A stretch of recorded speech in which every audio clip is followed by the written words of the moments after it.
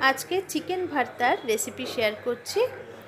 খুব সহজে করার চেষ্টা করলাম যাতে যারা নতুন তারাও খুব সহজে চটজলদি করে নিতে পারেন। ধাবা স্টাইল চিকেন ভর্তাটা বানানোর জন্য আমি এখানে প্রথমেই নিয়ে নিয়েছি সলিড মাংস, মুরগির মাংস 300 গ্রাম মতো।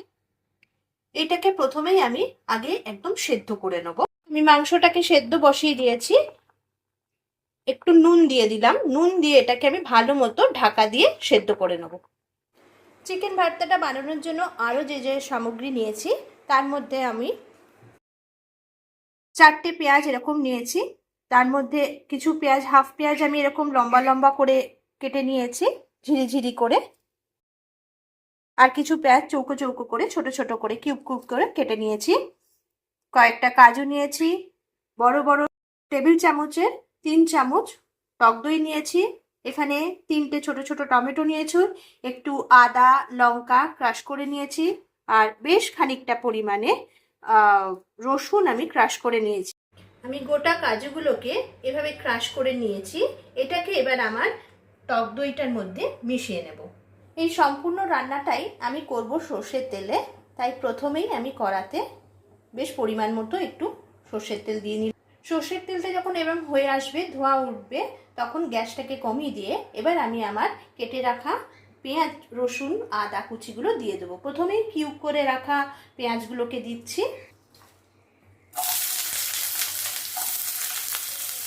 পেঁয়াজগুলো যখন একটু মজে আসবে তখন আমি এর মধ্যে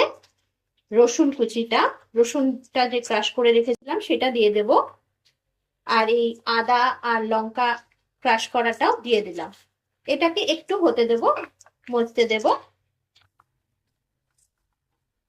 পুরো পেঁয়াজ আদা রসুন এটা কিন্তু একটু ভালোভাবে লাল লাল করে ভেজে নিতে হবে।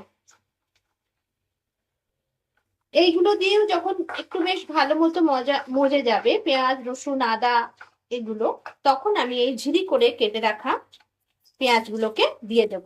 এবার পুরো পেঁয়াজ রসুনেরটাকে ভালো মতো একটু ভাজতে রেখে দেব। লাল লাল করে একটু ভাজা হবে, একটু খানিকক্ষণ ঢাকা দিই। পেঁয়াজ রসুনটা যতক্ষণ হচ্ছে ততক্ষণে আমি এখানে একটা গুঁড়ো মশলার পেস্ট তৈরি করে নেব। তার জন্য প্রথমেই আমি 1 চামচ মতো জিরে গুঁড়ো নিলাম, 1 চামচের একটু কম ধনে গুঁড়ো নিলাম, উঁচু উঁচু 1 চামচ হলুদ নিলাম, আর একটু শুকনো লঙ্কার গুঁড়ো নিলাম। এই সবকটা মশলাকে আমি একটু জল দিয়ে ভালো মতো ভিজিয়ে রাখবো খানিকক্ষণ। আমি এখানে কাঁচা লঙ্কাও বেটে দিয়েছি, যার জন্য আমি শুকনো লঙ্কার গুঁড়ো কম দিলাম। আপনারা আপনাদের টেস্ট মতো এটাকে কম বেশি করতে পারেন। আমি মশলাটাকে এইভাবে ভিজিয়ে নিলাম। তাহলে মশলাটা একটু পেস্ট মতো হলে তরকারিটা বা রেসিপি যেটাতেই দেব সেটাতে টেস্টটা ভালো আসে। আমি পেঁয়াজ রসুনটাকে এরকম ভাবে লাল লাল করে ভেজে নিচ্ছি। এটার মধ্যে খুব সামান্য পরিমাণ একটু যে চিকেনটা যে জলে সেদ্ধ করেছিলাম সেই জল একটু দিয়ে দিচ্ছি। জলটাও টেনে নিয়েছে, পেঁয়াজ রসুনটাও বেশ লাল লাল হয়ে গেছে। এর মধ্যে এবার আমার টমেটোর পেস্টটা দিয়ে দেব। টমেটোটা দিয়ে খানিকক্ষণ নাড়ানোর পর এবার আমি যে এক্ষুনি মশলাটা করে রাখলাম সম্পূর্ণটা দিয়ে দেব। দিয়ে ভালো করে মশলাটা আমি কষাতে রাখবো। এর মধ্যে এবার আমি পরিমাণ মতো নুনটা দেব। নুনটা যার যার টেস্ট অনুযায়ী দিতে হবে। দিয়ে সবটা আমি ভালো মতো কষাবার জন্য একটু ঢেকে বসিয়ে দেব।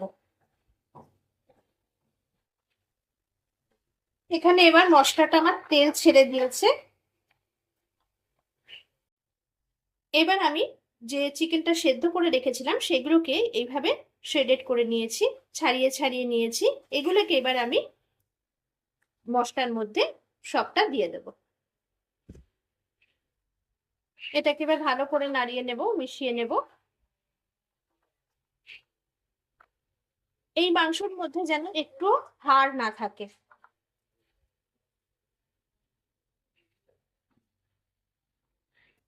দিয়ে এটাকে একটু ভালো করে নাড়িয়ে একটু সেদ্ধ হতে রেখে দেব যতক্ষণ না এর তেলটা বেরিয়ে আসে।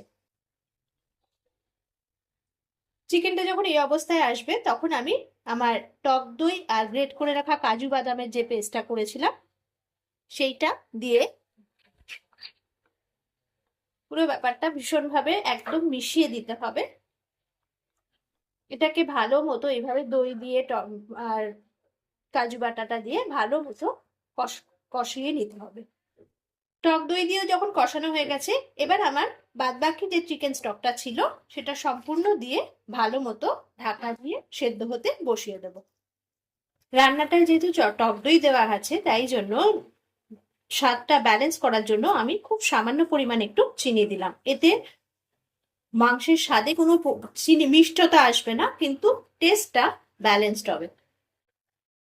চিকেন ভর্তাটা একদম হয়ে এসেছে। এবার আমি এর মধ্যে 1 চামচ মতো গরম মশলা দিয়ে দিলাম, আর এখানে একটু কাসুরি মেথিকে একটু ড্রাই করে নিয়েছি, রোস্ট করে নিয়েছি, এটাকে এবার এর মধ্যে দিয়ে দেব।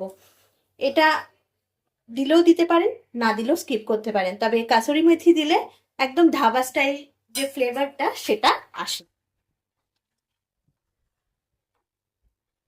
আমার চিকেন ভর্তা একদম রেডি। এটাকে খানিকক্ষণ এবার আমি ঢাকা দিয়ে রেখে দেবো। আমার চিকেন ভর্তাটা একদম তৈরি হয়ে গেছে। এটা রুটি, রুমালি রুটি, লাচ্ছা পরোটা, যে কোনো ধরনের পরোটার সঙ্গে খুব ভালো খেতে লাগবে। আশা করি রেসিপিটা ভালো লেগেছে। ভালো লেগে থাকলে লাইক শেয়ার করে ফেলতে হবে, কমেন্ট করতে হবে। আর যারা আমার চ্যানেলে নতুন, প্লিজ একটু চ্যানেলটাকে সাবস্ক্রাইব করে নেবেন। এতক্ষণ আমার সঙ্গে থাকার জন্য থ্যাংক ইউ।